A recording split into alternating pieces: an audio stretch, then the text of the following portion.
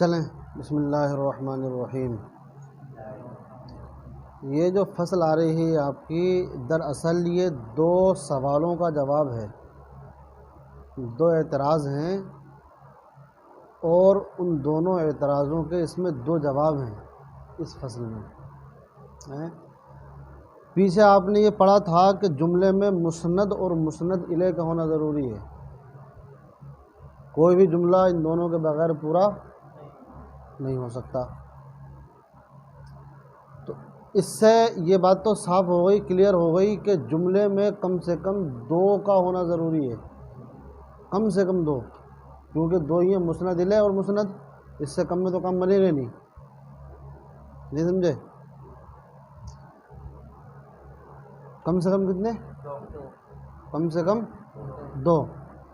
جملہ انشائیہ کی تعریف پڑھی آپ نے کہ جس کے کہنے والے کو سچا جھوٹا نہ کہا جا سکے، اس کی چند قسمیں ہیں۔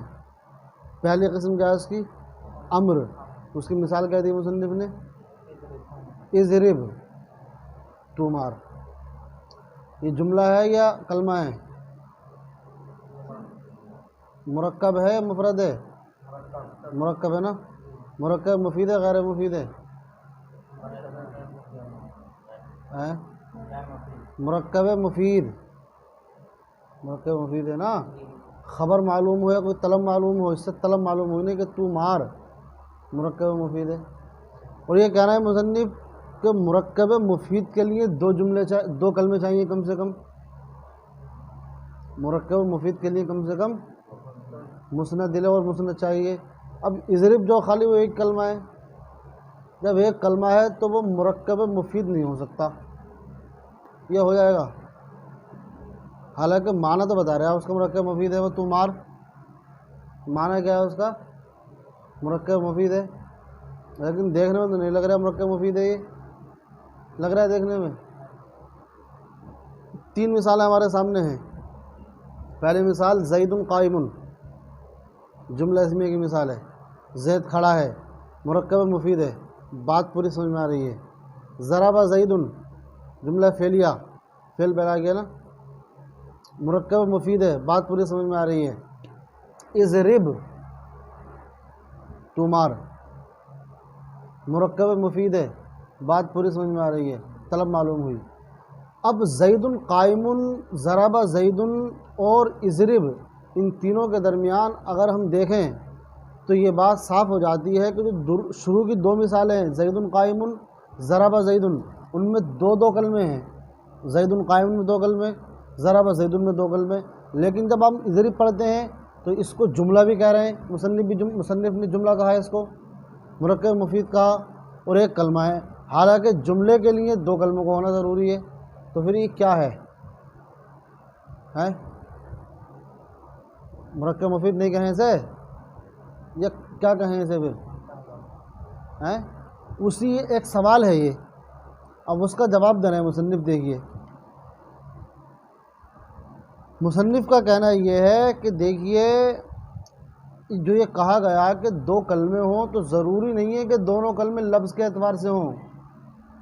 کبھی کبھی ایسا ہوتا کہ ایک کلمہ لفظ میں ہوتا اور ایک کلمہ کیا ہوتا؟ تقدیر ہوتا، پوشیدہ ہوتا، چھپا ہوا ہوتا، ایک کلمہ چھپا ہوا ہوتا ہے۔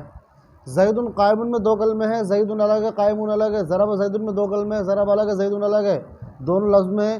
لیکن اضرب میں بھی دو کلمے ہیں، اضرب امر ہے، فعل امر ہے، ایک تو فعل ہو گیا اور اس میں ایک کلمہ اور چھپا ہوا ہے جو انتا ہے۔ تو کتنے کلمے ہو گئے؟ دو کلمے ہو گئے، نہیں ہو گئے؟ دیکھیے انتا ضمیر ہے، ضمیر پوری انتا نہیں ہوتی ہے، ان ضمیر ہے اس میں، اور تا کیا ہے؟ حرف خطاب ہے۔ خطاب کا مطلب ہوتا ہے جس سے سامنے والے، جس سے ہم بات کر رہے ہیں، انتا۔ تو دو کلمے ہو گئے اس میں، ان اور اضرب۔ فرماتے ہیں جان لو کہ ہیچ جملہ کم تر از دو کلمہ نہ باشد، کوئی بھی جملہ دو کلموں سے کم نہیں ہوگا۔ دو کلمے کون کون سے ہوں گے؟ مسند الیہ اور مسند۔ کون سے ہوں گے دو کلمے؟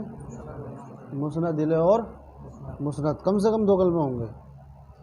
مصنف خود ہی اس اعتراض کا جواب دے رہے ہیں کہ لفظ کے اعتبار سے بھی ہو سکتے ہیں دونوں لفظاً، جیسے ضربہ زیدن، تو ضربہ ایک کلمہ، زیدن دوسرا کلمہ، ضربہ مسند، زید المسند الیہ.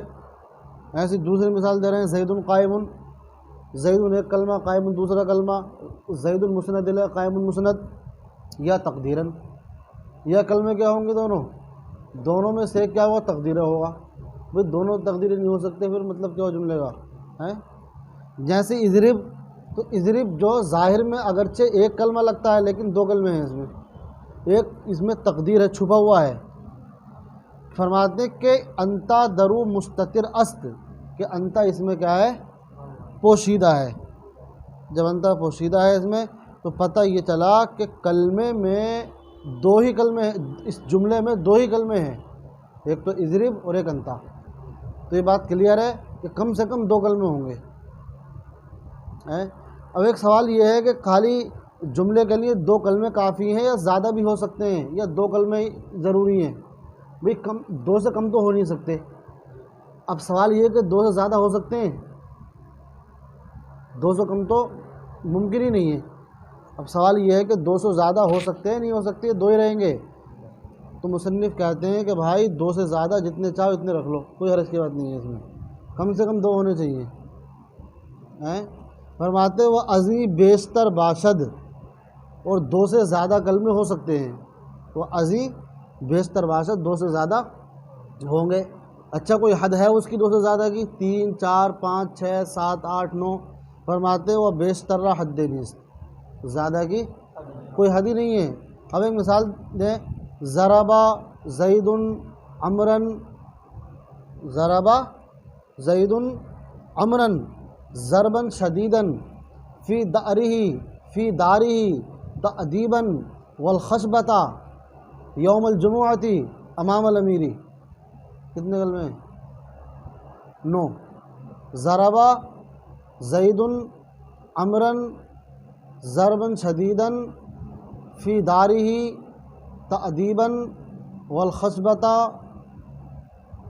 یوم الجمعۃ امام الامیر. 9 کلمے ہیں اس میں، یہ بھی جملہ ہے.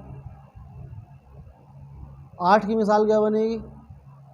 پیچھے سے ایک کم کر دے رہا ہوں، ایک کم کر دو تو 8 کی مثال بن جائے گی، 2 کر دیے تو 7 کی بن جائے گی، 3 کر دیے تو 6 کی بن جائے گی، 4 کر دیے تو 5 کی. سمجھ میں آ رہی ہے نہیں آ رہی ہے؟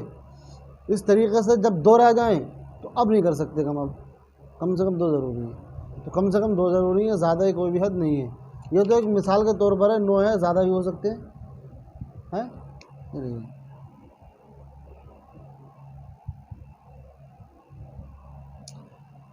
اتنی بات سمجھ میں آ گئی؟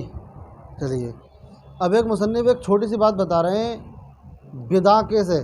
یہ 2 لائنیں جو ہے نا، یہ 2 لائنیں آ رہی ہیں آگے آپ کے سبق میں، یہ پوری نحویر ہے. ان 2 لائنوں میں پوری نحویر کا نچوڑ ہے یہ 2 لائنیں جو ہیں. جب آپ نے یہاں تک اتنی بات سمجھ لی کہ جملے میں 2 یا زیادہ اجزاء ہوں گے، کم سے کم 2 ہوں گے، زیادہ ہو سکتے ہیں اس سے، تو پھر چند باتیں قابل غور ہیں. جب آپ نے یہ پہچان لیا تو کچھ باتیں ضروری ہیں، اور انہی باتوں کا بیان، انہی باتوں کی بحث اس کتاب نحویر میں بیان کی جائے گی. نہیں سمجھے؟ انہی باتوں کا ذکر اس کتاب نحویر میں ہوگا. سب سے پہلے جب ہم نے یہ جان لیا تو اب 2 ہوں گے نا، 2 ہوں گے یا زیادہ بھی ہو سکتے ہیں.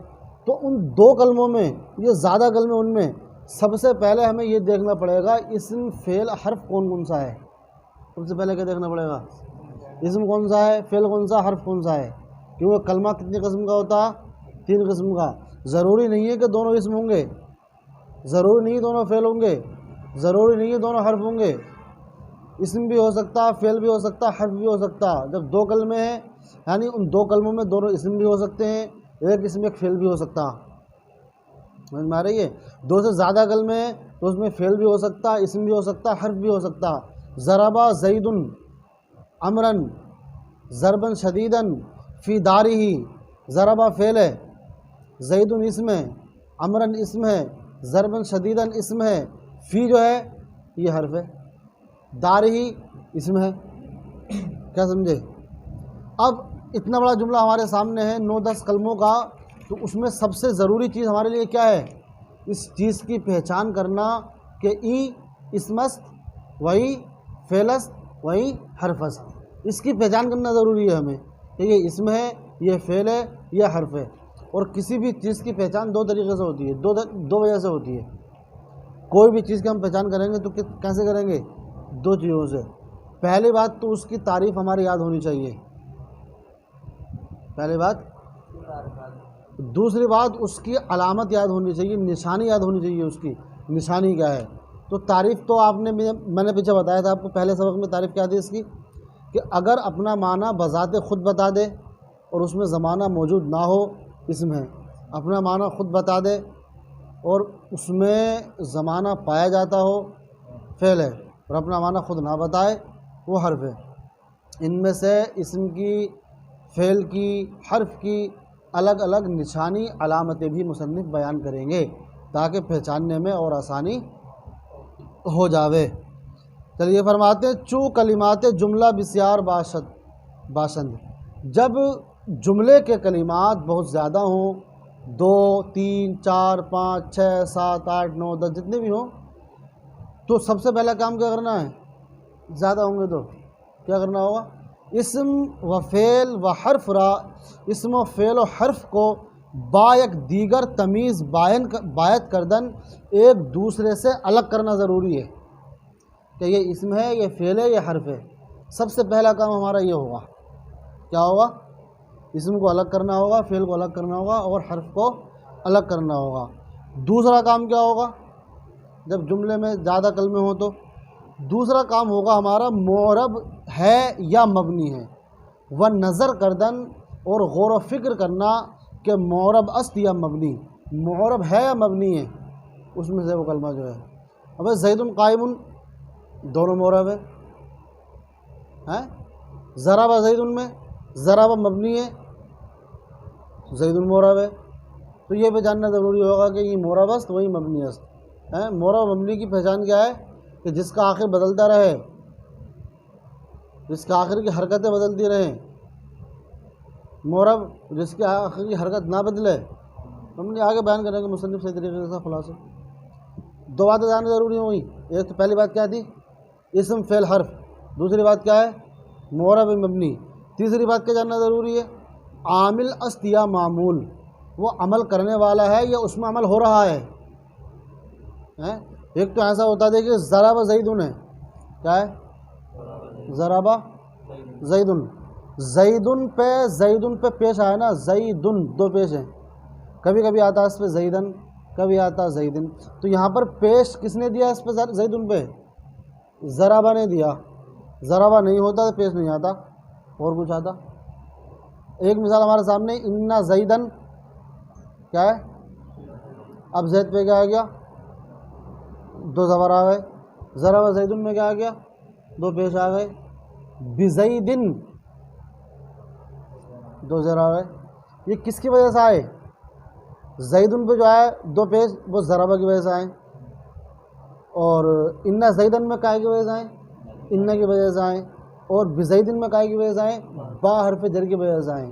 تو مطلب جس کا آخر بدل رہا ہے وہ معرب ہے، اور اسی کو معمول کہا جاتا ہے. اسی کو کیا کہا جاتا ہے؟ اور جس نے بدلا، کبھی انا، کبھی ضربہ، کبھی با، یہ کیا کہلاتے ہیں؟ عامل کہلاتے ہیں. تو یہ بھی جاننا ضروری ہے کہ اس میں عامل کون ہے، معمول کون ہے، عمل کس نے کیا اور کس پہ کیا. تین باتیں ہو گئیں. اگر زیادہ کلمے ہوں تو، دو سے زیادہ ہوں تو کون کون سی ہو گئی؟ اسم فعل حرف کی تمیز، معرب مبنی کی تمیز، عامل اور معمول کی تمیز. اس کتاب میں خالی یہ تین باتیں ذکر ہوں گی بس، اور کچھ نہیں ہے. زیادہ مشکل کتاب نہیں ہے. کل یہ تین باتیں ہیں. ایک تو یہ بتائیں گے اسم فعل حرف کیا ہوتا ہے، پھر یہ بتائیں گے معرب مبنی کیا ہوتا، پھر یہ بتائیں گے عامل کون سا، معمول کون سا. کتاب ختم ہے. چلیے ہو گیا اتنا. اب فرماتے ایک چھوٹی سی بات اور جاننا ضروری ہے اس میں، کہ وبایت دانستن، اور یہ بات بھی جاننا ضروری ہے کہ تعلق کلمات کے کلمات کا تعلق با دیگر ایک دوسرے کے ساتھ چگونہ است، کیسا ہے؟ بھئی غلام زیدن میں بھی دو کلمے ہیں، زید قائم میں دو کلمے ہیں۔ اب وہاں پر یہ جو دونوں کلموں کا آپس میں تعلق ہوا، اس تعلق کی بنیاد پر زید قائم کیا بن گیا؟ مرکب مفید بن گیا۔ غلام زیدن کیا بنا؟ مرکب غیر مفید، حالانکہ کلمے دونوں میں دو ہیں۔ کلمے کیا ہے دونوں میں؟ دو ہے نہیں ہے۔ تو یہ مرکب مفید اور غیر مفید کیسے بنے؟ مسند اور مسند الیہ کے پیدا ہونے سے، کہ وہاں پر مسند بھی ظاہر ہو گیا زید قائم میں، اور مسند الیہ بھی ظاہر ہو گیا، تو وہاں پر تعلق جو ہو گیا وہ زیادہ مضبوط ہو گیا۔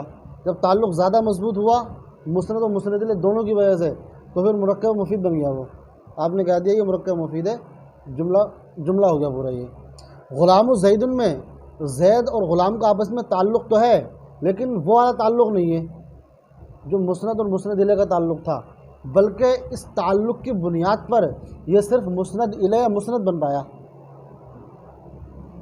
دونوں نہیں بنا۔ یہ وہاں پر تعلق کی بنیاد پر کیا بن گئے؟ دونوں بن گئے۔ زید قائم جب کہا آپ نے، وہاں پر جب دونوں کا آپس میں تعلق ہوا، دونوں کی دوستی ہوئی، تو وہاں پر دونوں بن گئے، مسند بھی بن گیا اور ایک مسند الیہ بن گیا، تو وہاں پر مرکب مفید ہو گیا۔ یہاں پر جو ہے غلام زید میں تعلق تو ہوا، لیکن تعلق مضبوط نہیں تھا، کمزور تھا تعلق، تو یہاں پر ایک ہی بن پایا، مسند الیہ یا مسند، اور ایک کافی نہیں ہوتا مرکب مفید کے لیے۔ تو یہ تعلق کا جاننا بھی ضروری ہے ہمیں، کہ تعلق مضبوط والا ہے، تعلق کمزور والا ہے نہیں ہے، کیونکہ مسند اور مسند الیہ کا پتہ کیسے چلے گا؟ وہ تعلق سے چلے گا۔ فرماتے ہوئے جاننا ضروری ہے کہ کلمات کے تعلق بائک دیگر ایک دوسرے کے ساتھ کیسے ہیں، تا مسند و مسند الیہ پیدا گردد، تاکہ مسند اور مسند الیہ ظاہر ہو جائیں، و معنی جملہ اور جملے کا معنی بتحقیق تحقیق کے ساتھ معلوم ہو جائے۔ یعنی اب تحقیق ہو جائے گی ہماری کہ بھئی یہاں پر مسند اور مسند دونوں پائے جا رہے ہیں، یہاں پر مرکب مفید زید قائم کہیں گے کہ زید کھڑا ہے، اور غلام زید میں دونوں نہیں پائے گئے، تو یہاں پر معنی کیا ہوا کہ ادھورا معنی ہوا، غلام زید کا غلام۔ اس کو یاد کریں گے آپ۔